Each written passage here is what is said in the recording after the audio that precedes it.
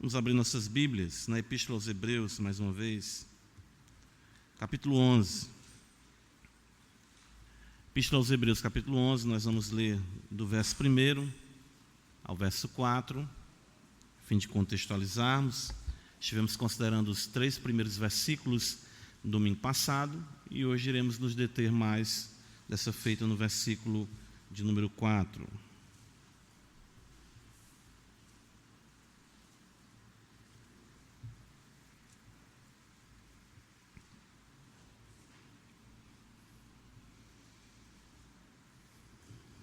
Diz-nos assim a palavra de Deus: ora, a fé é a certeza de coisas que se esperam, a convicção de fatos que se não veem. Pois pela fé os antigos obtiveram bom testemunho. Pela fé entendemos que foi o universo formado pela palavra de Deus, de maneira que o visível veio a existir das coisas que não aparecem. Pela fé, Abel ofereceu a Deus mais excelente sacrifício do que Caim, pelo qual obteve testemunho de ser justo, tendo a aprovação de Deus quanto às suas ofertas. Por meio dela também, mesmo depois de morto, ainda fala. Amém. Vamos orar ao Senhor. Ó Deus bendito, Pai de nosso Senhor e Salvador Jesus Cristo, que privilégio, Senhor, cantar louvores a Ti na comunhão dos santos. Tão imperfeitos, pecadores somos, mas que beleza, que harmonia o Senhor traz, apesar de nós, e isso revela o Teu poder, a Tua graça de operar de forma tão sublime o palco da nossa vida. Tu protagoniza Teu grande amor e misericórdia, Tua graça. Nós somos gratos a Ti por isso.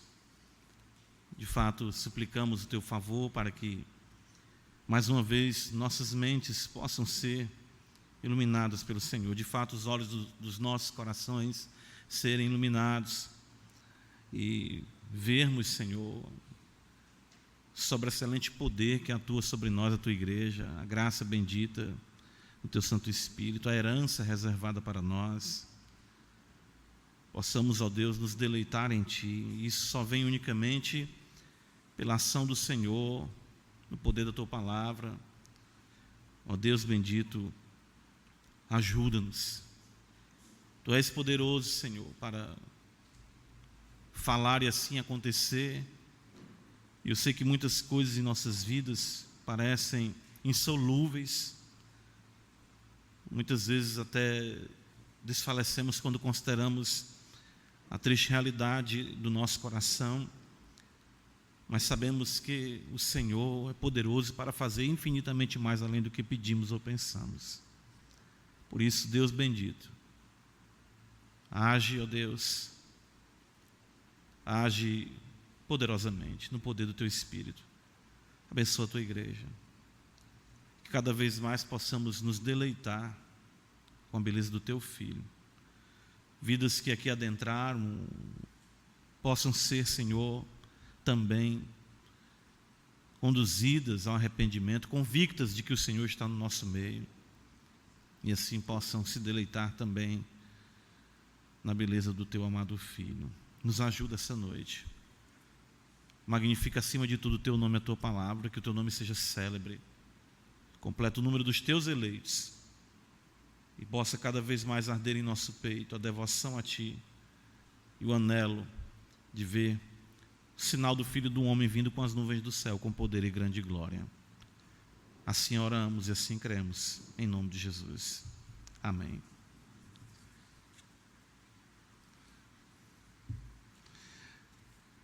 Meus irmãos, nós consideramos na semana passada a beleza desse texto, que embora o autor dos Hebreus não esteja buscando ser exaustivo na sua definição de fé ou em toda a dinâmica do que abrange uma vida de fé, mas ele mostra exatamente como a fé é determinante para conservação da nossa alma, para que venhamos prosseguir em nossa caminhada cristã, em meio a todas as coisas que nós já temos conhecimento, que se levantam contra nós, enfim, que nos afetam. O perigo de se retroceder, de fato, ele diz, é algo presente. Se assim não fosse, ele não advertia a sua igreja. De fato, o Senhor não estaria advertindo a igreja, advertir exatamente seu povo. No verso 37 do capítulo 10, o autor diz que ainda dentro de pouco tempo, aquele que vem virá e não tardará, todavia o meu justo viverá pela fé, e se retroceder nele não se compraz a minha alma. Nós, porém, não somos dos que retrocedem para a perdição, somos, entretanto, da fé para a conservação da alma. E nós vimos, então, como a fé, ela atua. O autor dos Hebreus mostra exatamente essa dinâmica, esse poder que Deus exatamente concede. A fé é dom de Deus. Paulo diz isso em Efésios capítulo 2. Paulo também afirma em Romanos 5:1 que nós somos justificados pela fé.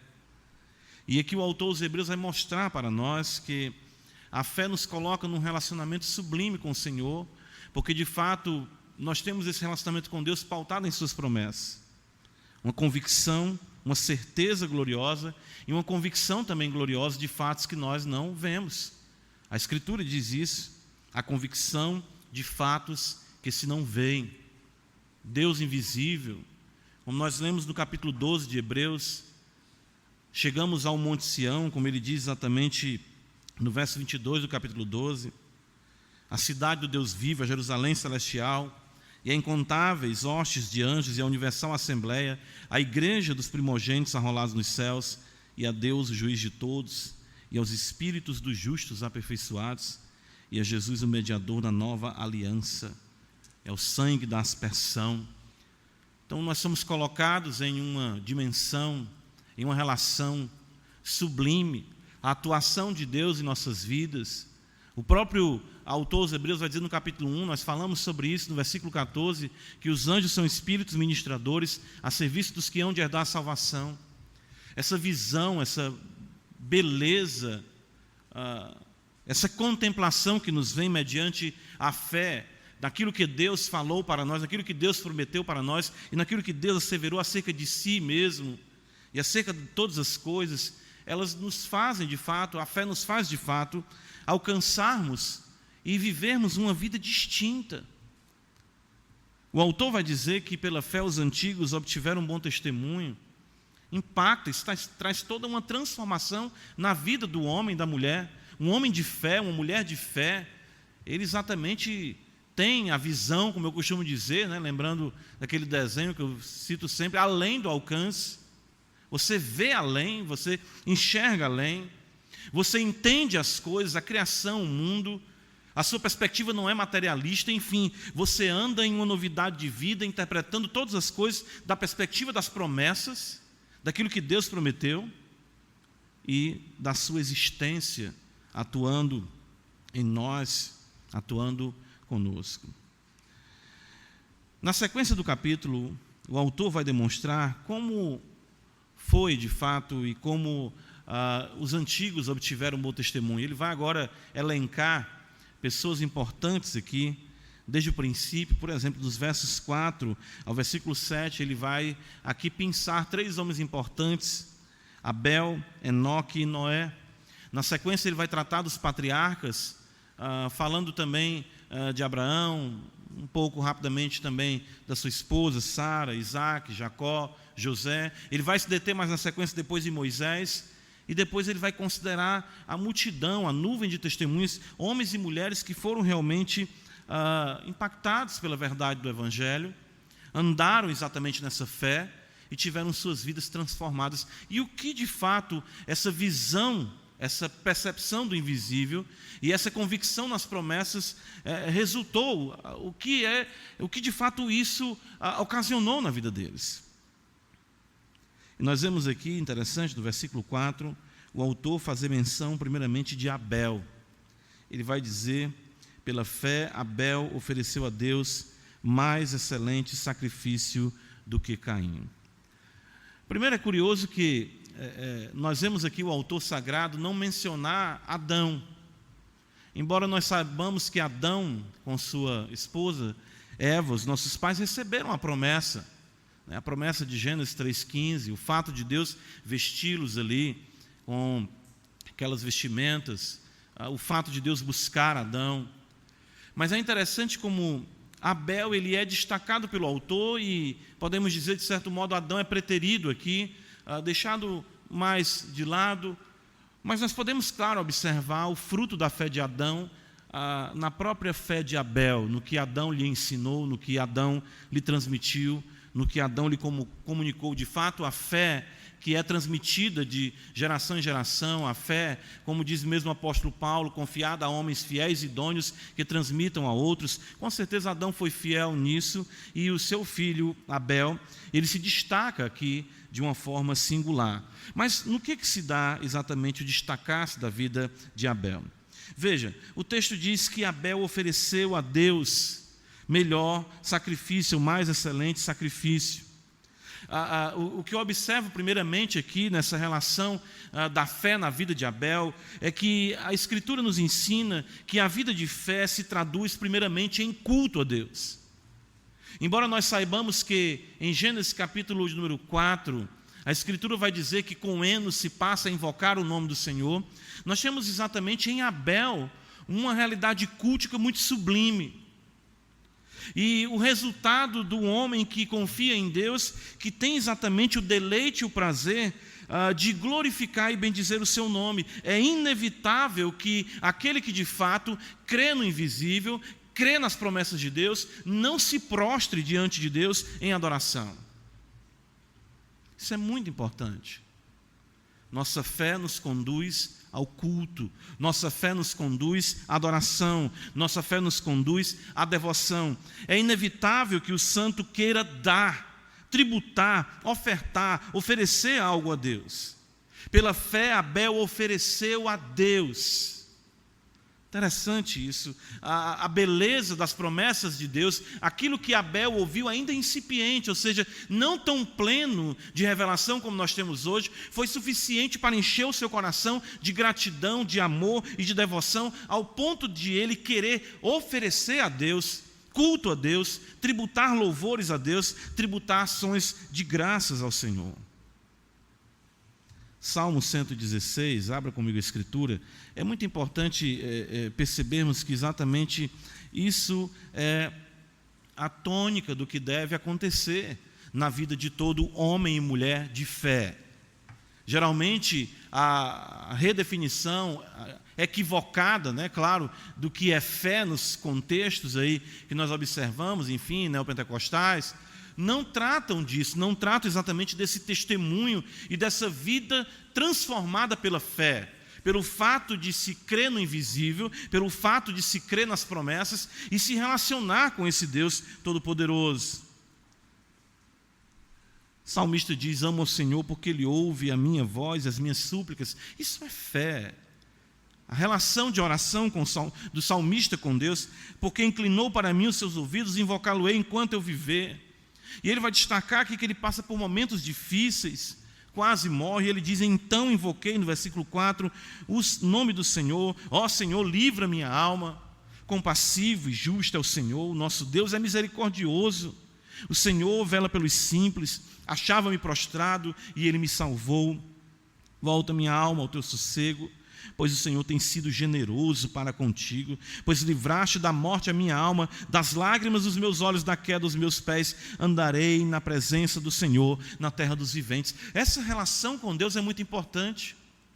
E no versículo de número 12, ele vai dizer, diante de tudo que o Senhor significa para ele, do que o Senhor fez na sua vida, ele diz: que darei ao Senhor por todos os seus benefícios para comigo? Isso surge no coração do homem de fé e da mulher de fé. Eu quero dar algo ao Senhor, eu quero fazer algo para o Senhor, eu quero fazer algo pelo Senhor. Eu sei que Ele é todo poderoso, eu sei que Ele tem todas as coisas nos céus e na terra, eu sei que Ele não tem necessidade de nada, que Ele se basta, mas Ele é bom. Que darei ao Senhor por todos os seus benefícios para comigo? Ele tem tudo. O que eu posso dar ao Senhor? Mas isso não se torna uma desculpa para que esse desejo, esse anelo, ele venha arrefecer. Não, Abel, ele oferece a Deus. Ele quer tributar culto a Deus, ele quer dar algo ao Senhor.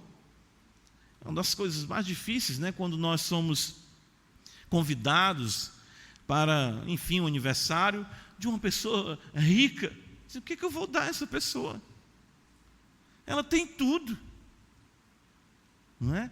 E ficamos assim, meu Deus, o carro dela, a roupa dela, o que eu vou dar a essa pessoa?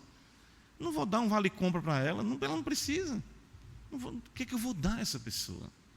Mas o carinho, a gratidão que nós temos a essa pessoa nos leva a ficarmos questionando exatamente isso. E ele vai dizer, o salmista, no versículo 13: tomarei o cálice da salvação, invocarei o nome do Senhor, cumprirei os meus votos ao Senhor na presença de todo o seu povo. Ele vai dizer aqui exatamente o que eu vou cultuar, vou dar graças a Deus naquilo que me é possível bem dizer, naquilo que Ele mesmo prescreveu, da maneira que eu posso me achegar a Ele. Diferente dos que se aproximam de forma utilitarista, o justo, embora saiba ser Deus o dono de tudo, quer de alguma forma agradá-lo. Livro de Deuteronômio, capítulo 16, veja, abra comigo a escritura. O autor, no caso Moisés, aqui, o Senhor, claro, diz a Moisés para dizer ao povo, quando o israelita comparecia diante do Senhor, Deuteronômio 16 está escrito: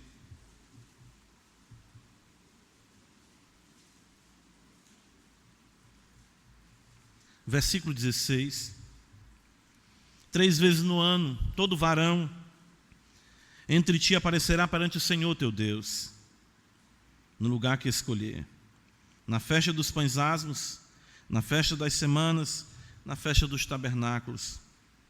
Porém, não aparecerá de mãos vazias perante o Senhor. Cada um oferecerá na proporção em que possa dar, segundo a bênção que o Senhor, seu Deus, lhe houver concedido.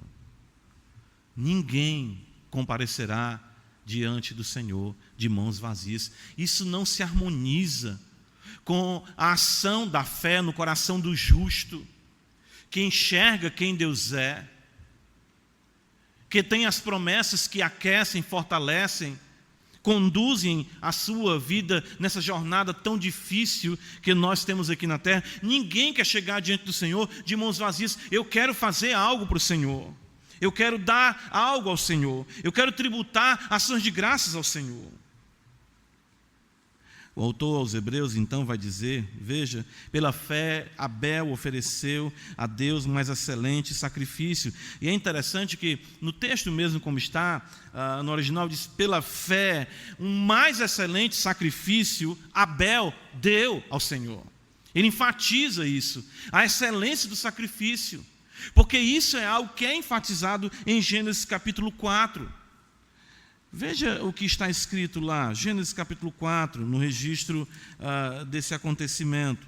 Nos diz assim no versículo 3: aconteceu que no fim de uns tempos trouxe Caim do fruto da terra uma oferta ao Senhor. Vamos já falar mais sobre Caim, mas a princípio observe isso aqui. Abel, por sua vez, trouxe das primícias do seu rebanho e da gordura deste. O texto diz que Caim trouxe uma oferta, Abel, por sua vez, trouxe das primícias do seu rebanho. Exatamente uma oferta literalmente gorda, do melhor do seu rebanho. Abel, assim, irmãos, é isso que me chama a atenção, ele padroniza por alto, ou seja, estabelece um nível de culto que seja à altura da sublimidade do Deus que a eles revelou. Interessante que Abel, ele não tem a lei de Moisés, entendamos isso. Ele não tem os princípios que vão estabelecer exatamente, ainda não havia sido dado, Israel ainda não existia. Como deveria ser o culto, como deveriam ser os animais, não. Abel deduz isso pela grandeza de Deus. E de fato a sua percepção da grandeza de Deus se torna o padrão do culto ao Deus verdadeiro em Israel. Tal cuidado de Abel passa a ser regra, ou seja, o padrão para a adoração que Deus merece, o melhor. Ele é Deus, Ele é bom, Ele é digno, Ele é maravilhoso. Interessante isso, né? Ele não tem ainda a revelação. A palavra só vai ser escrita séculos e séculos depois, com Moisés. Mas Abel já entende. Ele vê quem Deus é, ele vê a graça que lhe alcança a vida, a fé que lhe é dada, as promessas que lhe são feitas, um mundo invisível ali agora, aberto diante dos olhos do seu coração mediante a fé, e ele só pode tributar a Deus o que há de melhor. Todo israelita, irmãos, interessante isso, eu lendo puritano comentando sobre isso, o puritano William Perkins, ele diz que todo israelita, quando ia cultuar, tinha diante de si a excelência figurada primeiramente em Abel e promulgada na lei. É por isso que você vai observar o autor, os Hebreus, pensar Abel.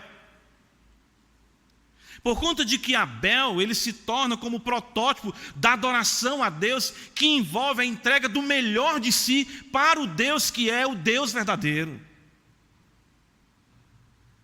Isso é maravilhoso. Isso mostra que um homem de fé, uma mulher de fé, alguém que é de fato alcançado pelo poder do Espírito Santo, que vê o invisível, que anda pelas promessas, ele não anda questionando o que Deus pode dar a ele, ele anda dizendo: o que darei ao Senhor? Que Deus maravilhoso, que Deus sublime, Ele me salvou, Ele me mostrou exatamente a sua glória, a sua beleza, Ele é maravilhoso, meu Deus, eu quero te adorar, eu quero te exaltar, eu quero dar o melhor.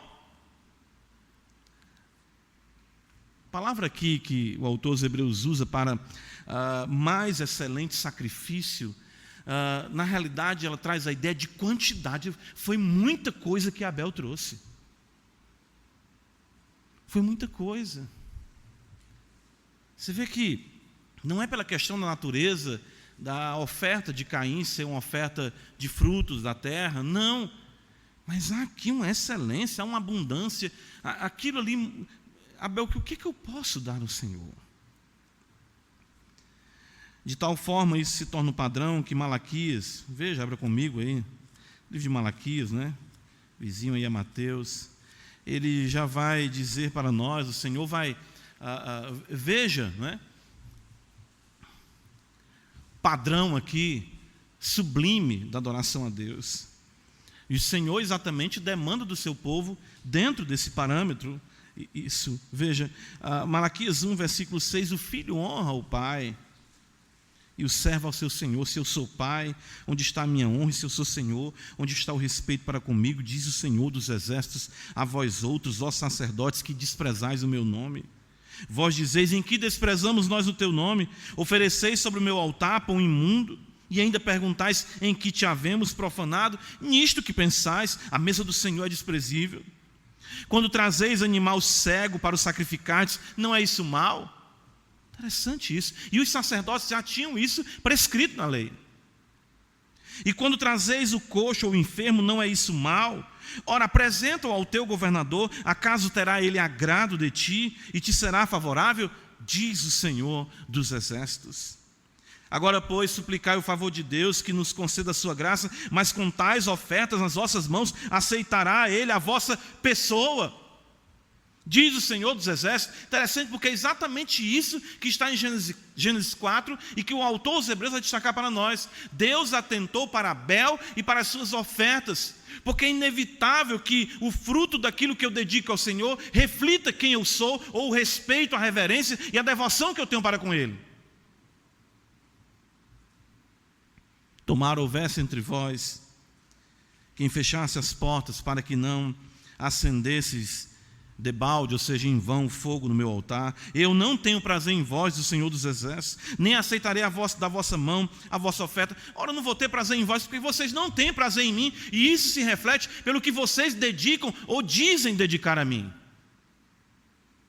Veja a beleza, isso é uma profecia, né? Mas desde o nascente do sol até o poente, a tradução também pode ser assim: será grande entre as nações o meu nome, e em todo lugar lhe será queimada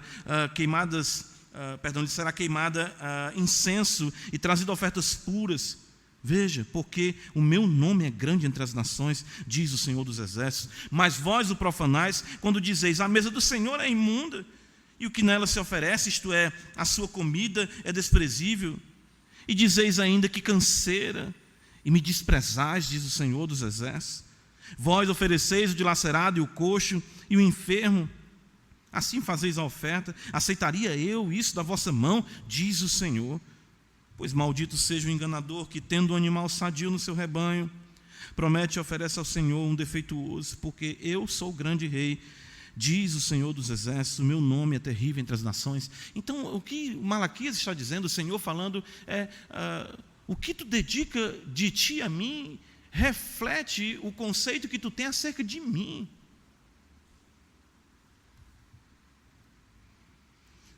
O que temos nós oferecido a Deus? Vamos pensar nessa relação de fé. Eu sou um homem de fé, eu sou uma mulher de fé, eu tenho fé, eu fui alcançado, eu creio no Senhor, eu creio nas suas promessas. Pois então, pensemos, consideremos por um instante o que temos oferecido a Deus. E de fato, como temos oferecido isso a Deus? Nossa vida, nosso tempo, nossos filhos, nosso dinheiro. Sim, considere isso. Hoje em dia, quando nós pensamos na realidade de como os pais criam os filhos para serem máquinas de dinheiro. Melhor formação, mais dinheiro, você vai viver melhor e não vai depender de ninguém. Essa é a filosofia que os pais transmitem aos filhos hoje em dia. Antigamente, né? Até uma das aplicações que o Perkins faz, ele diz isso.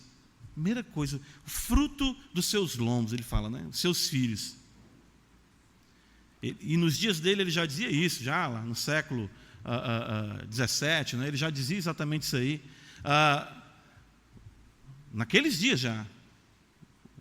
O melhor filho vai ser, enfim, um advogado, o outro filho vai ser envolvido com o comércio, o outro filho vai ser isso, aquilo, outro. O mais fraco e menos inteligente, coloca ele para ser pastor. Ele fala isso no comentário. Quando deveria ser o contrário, ele diz. Os nossos filhos, nós fomentarmos o desejo neles de conhecerem a Deus, de amarem o Senhor. Claro que nós não fazemos ninguém pastor, não é isso que ele está dizendo, mas é exatamente destacarmos a grandiosidade, a sublimidade do serviço a Deus. Nosso tempo, a nossa vida, como nós gastamos, com o que nós gastamos, o que nós ofertamos a Deus. Uma das coisas que, como pastor, enfim, o pastor Cleiton, a gente já conversa sobre essas questões, a gente e vê isso, até quando a gente estava em sala de membresia, vendo algumas coisas. Quando você tem que convencer um crente de dar o dízimo, já perdeu a razão de ser. Eu queria que o Senhor me provasse que eu tenho que... Irmão, guarde o seu dinheiro todinho e fique com ele. Seja feliz, ainda vou lhe dar um LP da Roberta Miranda, vá com Deus. Não há como nós entendermos ou permitirmos a mesquinhez no nosso coração, na nossa relação com Deus, na nossa vida, do nosso tempo. Não... Pelo contrário, Abel oferece o que há de melhor, porque ele era um homem de fé, ele via quem Deus era, ele cria no que Deus falara. Isso destaca exatamente a ação gloriosa do Espírito Santo. É isso, irmãos, nós vemos as coisas que realmente contam.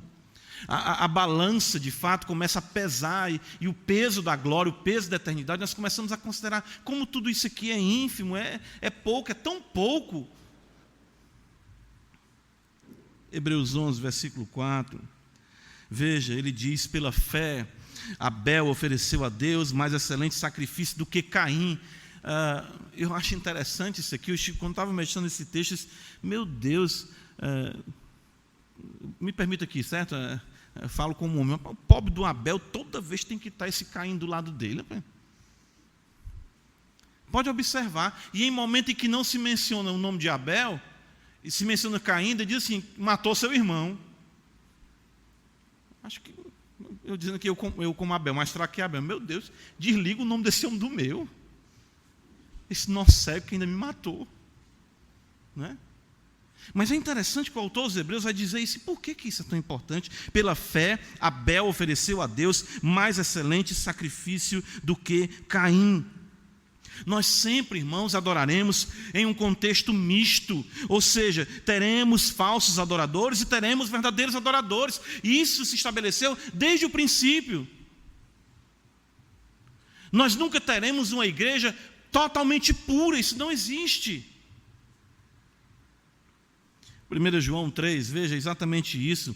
Eu estava falando aqui de Abel, o texto diz assim, 1 João 3, versículo 11, olha.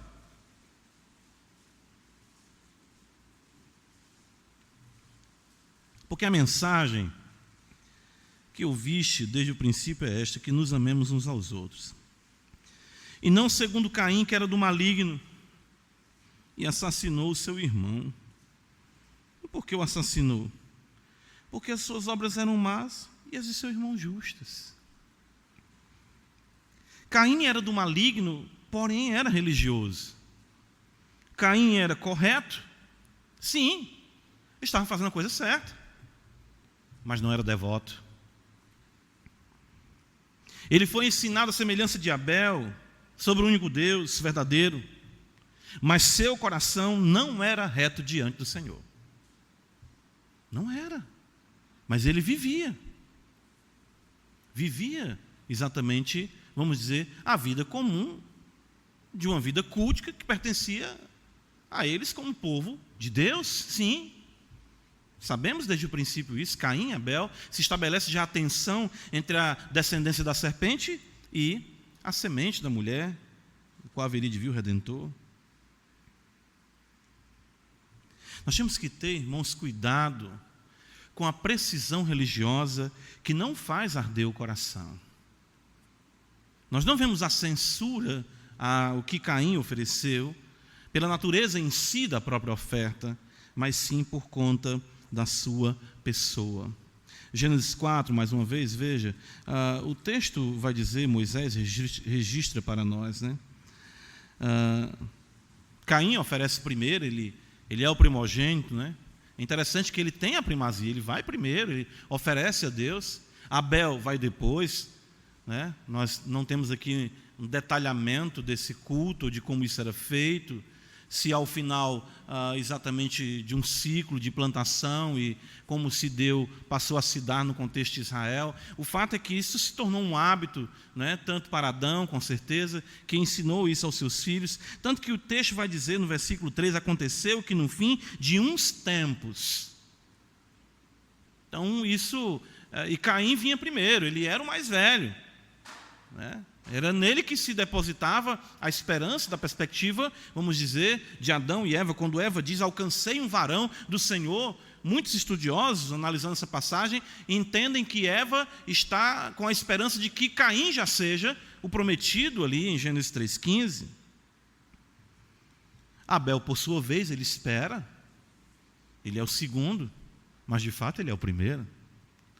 Abel, por sua vez, trouxe das primícias do seu rebanho, e da gordura deste agradou-se o Senhor de Abel e de sua oferta, ao passo de que Caim e da sua oferta não se agradou. De Caim e da sua oferta.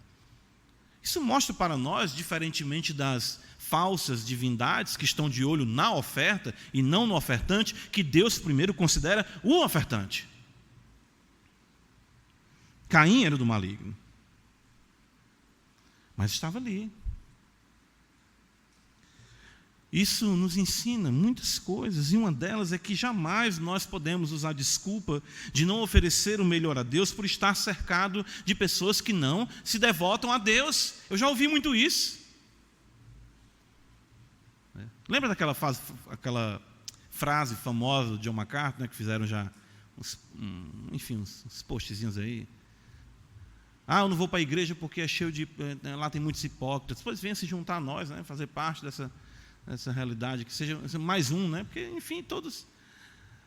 Mas a ideia aí é a seguinte: nós ficamos muitas vezes sendo relaxados ou não comprometidos em adorarmos o Senhor, porque estamos preocupados com aqueles que não se devotam a Deus. Abel não fez isso.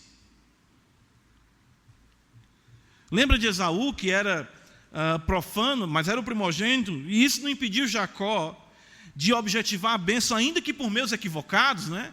Mas ele queria ser abençoado, ele queria ter essa comunhão com o Senhor, ele queria dar continuidade a essa história. O fato é que nós precisamos, irmãos, fazer como o fariseu, aliás, melhor como publicano ali do lado do fariseu, em que ele, né, como diz em Lucas, ele falava de si para si mesmo, mas o publicano batia no peito e dizia: "Sê propício a mim, Senhor, que sou pecador", e aquele desceu para casa justificado. É exatamente isso que o autor aos Hebreus continua falando no versículo 4, veja, ele diz: "Pela fé, Abel ofereceu a Deus mais excelente sacrifício do que Caim, pelo qual obteve testemunho de ser justo." Ele teve testemunho, ele obteve o testemunho de ser justo. A justiça da fé, ela é auto-evidente, é isso que o autor está destacando aqui. O fato de um homem ter fé, inevitavelmente se tornará notório isso. É por isso que no versículo 2 ele vai dizer: "Os antigos obtiveram bom testemunho." Veja no versículo 4, "pelo qual obteve testemunho de ser justo." Mesma palavra. Deus atentou primeiramente para Abel e depois para as suas obras, como consequência da justiça que dominava o seu ser. Ou seja, nós vemos a justiça que salva ser a justiça que inevitavelmente santifica e que se consumará na glória da manifestação do Deus justo, no novo céu, a nova terra, onde habita justiça.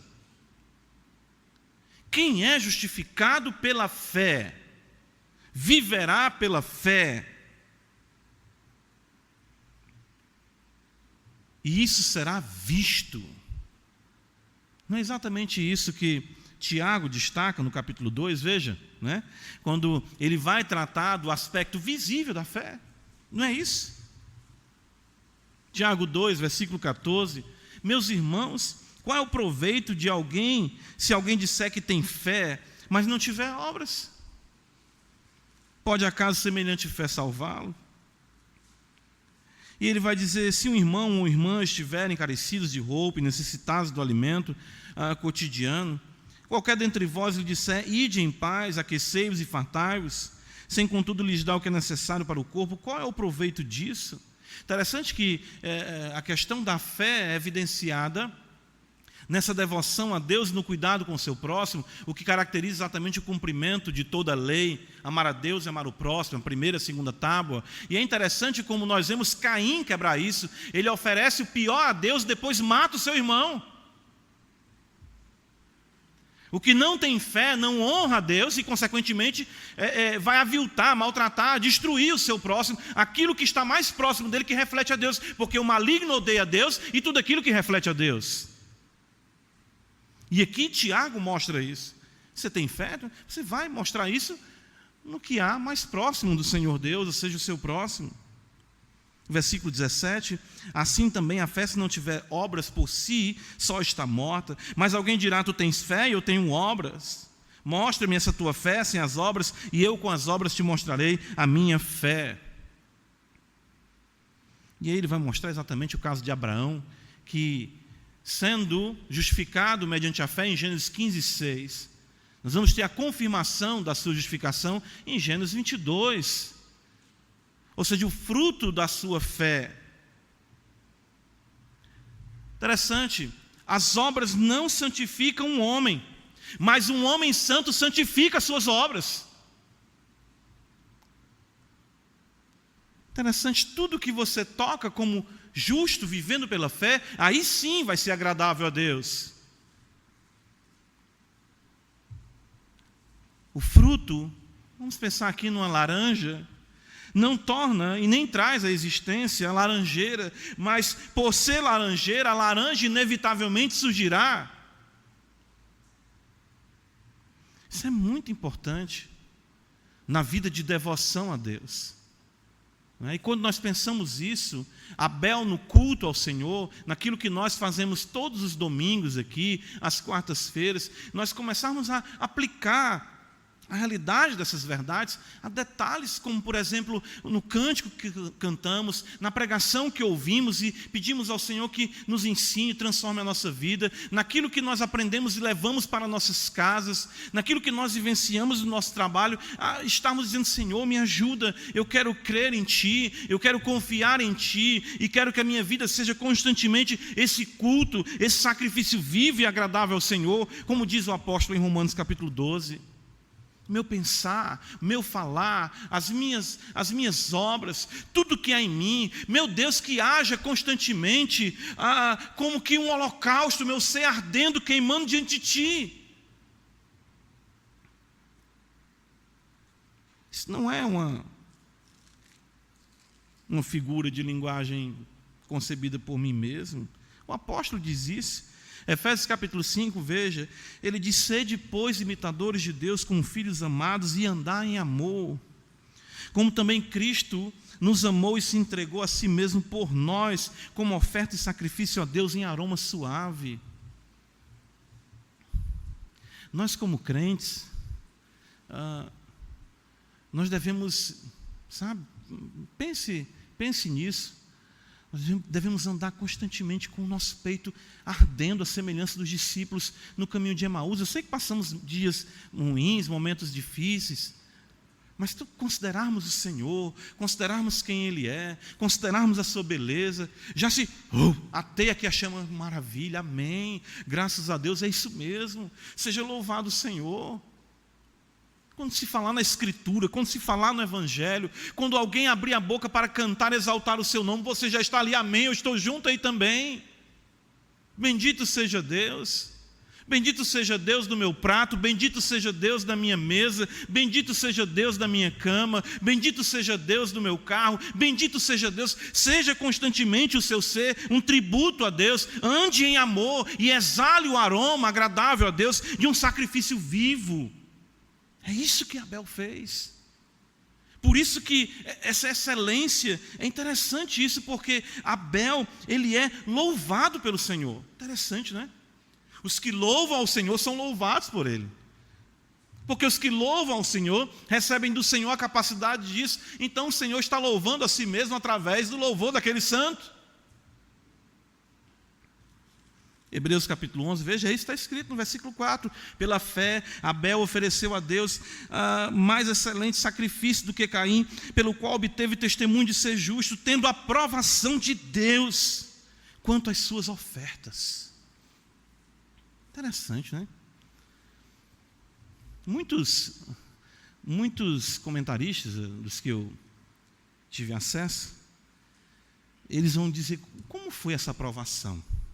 O texto sagrado não diz, Gênesis 4 não diz, Hebreus não diz, mas muitos vão conjecturar, embora não seja ilegítimo aqui, que provavelmente o que aconteceu aqui foi que o Senhor respondeu com fogo o sacrifício de Abel. Essa era a maneira que nós vemos no Antigo Testamento, na construção do tabernáculo, Deus envia fogo sobre o altar. Na palavra de Elias contra os profetas de Baal, não é? O próprio Elias, quando é questionado por aqueles capitães de 50, ele disse: eu sou homem de Deus, que desça fogo do céu. Então, a ideia aqui é que Deus louva, Deus exatamente confirma. E é importante aqui porque aí nos surge a pergunta que nós devemos fazer: qual o louvor que importa, qual a aprovação que importa, a de Deus ou a dos homens? Nós temos que buscar a aprovação de Deus. E aqui vem, claro, o aspecto sobrenatural de tudo isso, que é o que os discípulos dizem no caminho de Emaús, né? Não ardia no peito quando ele abria as escrituras para nós? Irmãos, o crente, ele percebe, certo? O fluir dos rios de água viva quando ele anda de acordo com a vontade de Deus. Isto é sobrenatural. Isso é, de acordo com a Escritura, o aspecto místico da vida cristã. Quem crê em mim, como diz a Escritura, do seu interior fluirão rios de água viva. A vida do crente não será um gotejar, mas vai emanar constante de ondas de amor, de um fluxo constante de ardor, de fervor. Meu Deus, que maravilha! É o fogo descendo, o corpo sendo consumido em amor para a glória de Deus Pai. Nos falta isso, não é? Eu creio que nos falta isso. Senhor, quero me consumir diante de Ti. Não é isso que Paulo diz? Já estou sendo oferecido, como é que ele fala em Timóteo? Como? Libação. Ele sendo derramado ali, o fogo, ele sendo derramado. Eita, estou subindo. Oh, glória, esse fogo aí eu quero. Né? Que maravilha, né? Existem relatos de homens de Deus, né, que alguns chegaram até a dizer, né? Relato mesmo, tem um livro do próprio Jonathan Edwards, né? Entrou, diz que se Jonathan Edwards entrava nos bosques aí da vida, né? Hoje em dia, para a gente entrar num bosque aqui, a gente vai ser assaltado, né? Entrar no cocó, se sair com a roupa de baixo é lucro aí, né? Num qualquer bosque aí, mas enfim. Diz que ele entrava ali meditando e levava anotações. Diz que quando ele chegava em casa, a esposa dele já tirava o casaco dele e ia pegar as meditações dele para ela meditar. O negócio era tão tomado ali um dia pela visão tão gloriosa de Cristo, que como se o céu invadisse sua alma, as lágrimas banhavam os seus olhos. Irmãos, nós precisamos viver essas realidades. Isso está disponível para nós. O celeiro de Deus está cheio. Nós é que estamos acostumados, né, com migalhas, enquanto Deus quer nos dar de fato o pão, né? Nós estamos acostumados com isso. Hebreus 11, versículo número 4, então, concluindo, veja, ele diz: pela fé Abel ofereceu a Deus mais excelente sacrifício do que Caim, pelo qual teve testemunho de ser justo, tendo a aprovação de Deus quanto às suas ofertas. Por meio dela, também mesmo depois de morto, ainda fala. Um morto que fala. Coisa boa, né? Eu não preciso de negócio de espiritismo morto. Eu tenho na igreja morto que fala, né? Da forma correta, né? Abel, ele é chamado pelo próprio Senhor Jesus Cristo de justo. Interessante isso. Evangelho de Mateus, capítulo 23, versículo 35, censurando os fariseus, o Senhor diz exatamente isso. Veja que beleza. Para que sobre vós recaia todo o sangue justo derramado sobre a terra, desde o sangue do justo Abel, até o sangue de Zacarias, filho de Baraquias, a quem matastes entre o santuário e o altar. Irmãos, de fato, Abel,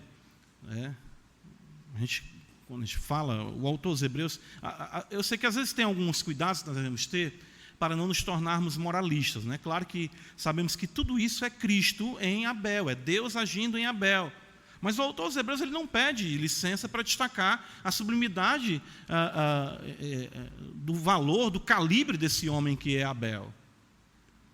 Abel é um homem excepcional. Eu, considerando esses dias, meditando, ou seja, pense comigo, não é um homem amargurado. Por seu pai, seu objeto imediato da ira de Deus, é tão recente para Abel a perca do Éden e o fato de tudo aquilo ser resultado do Deus que ele agora ama e serve, que derramou a sua ira tão recentemente. De repente Abel poderia dizer: mas será que eu lá não faria diferente? Ou se você conjecturar, como alguns chegam a conjecturar, que já existiam os filhos, mas o relato não destaca, foram expulsos juntos, enfim. O texto não fala, estou só falando de algumas conjecturas de alguns comentaristas, mas enfim, o fato é que Abel, ele não tem essa visão amarga de Deus. Isso mostra um homem que diz: Deus foi justo, Ele agiu de forma justa, Ele é verdadeiro, nós é que pecamos, meu pai pecou, minha mãe pecou, de fato nós pecamos, e ele não se indigna contra esse Deus. Ele não se deixa influenciar pelo culto vazio de seu irmão, embora sendo mais velho do que ele poderia dizer: eu vou seguir isso aí. Geralmente o primogênito dita o que vai ser para os demais irmãos, e Caim, no seu culto vazio, desprovido de devoção, poderia sim, Abel, se deixar levar por isso e dizer: se ele é primogênito e faz assim, não tem problema. Não, Abel olha para o Senhor. E ainda uma coisa importante, tudo isso Abel faz em um contexto tão incipiente de revelação, tão pouco comparado à luz do que nós temos hoje. E ele, de fato, se dedica a Deus. Seu sangue, no caso, atesta a sua justiça.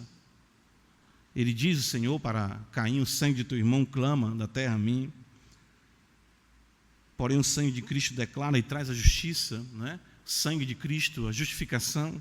Mas veja como é singular, ele se torna figura de Cristo. Hebreus capítulo 12, veja o versículo número 24, nós lemos até a parte A do versículo, vamos ler ele todo. O texto diz: e a Jesus, o mediador da nova aliança, e ao sangue da aspersão, que fala coisas superiores ao que fala o próprio Abel.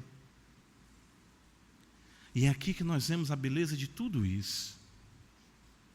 Nós temos um homem que viveu, dedicou a Deus o melhor, embora vivesse no meio de falsos adoradores, mas o sangue de Abel não purifica de pecado. Mas nós temos um maior do que Abel, que veio habitar entre nós, viveu para a glória de Deus no meio de hipócritas como os fariseus, dedicou a Deus o melhor da sua vida e de fato não ofereceu ele um sacrifício qualquer, mas o seu próprio corpo para ser queimado em favor de nós. E o seu sangue, em vez de clamar por justiça, nos traz a justiça. Abel aponta para o Cordeiro de Deus que tira o pecado do mundo, o Filho do Deus Altíssimo, que nos ensina, de fato, sendo a cabeça da sua igreja, leva o seu povo à verdadeira devoção e serviço ao Senhor, ao oferecimento do que há de melhor para aquele que é o melhor, o Deus Todo-Poderoso, Criador dos céus e da terra. Abel, depois de morto, continua falando também. O texto diz, fala do privilégio do culto e de oferecermos o melhor a Deus.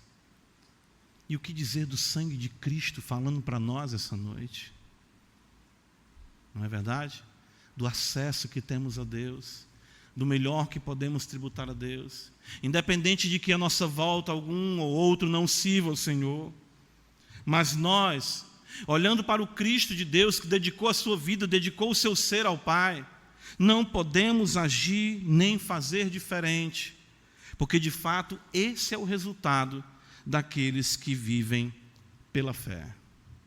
A fé que nos faz crer no que Deus falou e que faz nos crer naquilo que nós não vemos. Pela fé, Abel ofereceu a Deus mais excelente sacrifício do que Caim. Tribute hoje sua vida a Deus. Pergunte como você pode devotar mais sua vida ao Senhor, devotar mais o seu tempo ao Senhor, devotar mais o seu lar ao Senhor, seus filhos ao Senhor, seus recursos ao Senhor. E você que entrou aqui e ainda não entende isso, não querer estar em tão má companhia como a de Caim, que embora fosse religioso, como também você pode o ser, infelizmente a Escritura afirma que sem a fé você é unicamente filho do maligno, à semelhança de Caim. Clame pelo sangue, não de Abel, mas o de Cristo, que pode lhe fazer um adorador e um homem ou uma mulher de Deus que andam unicamente pela fé no Redentor. Amém, irmãos? Vamos orar. Obrigado, Senhor, pela Tua palavra, pela verdade, o Evangelho, santo e bendito.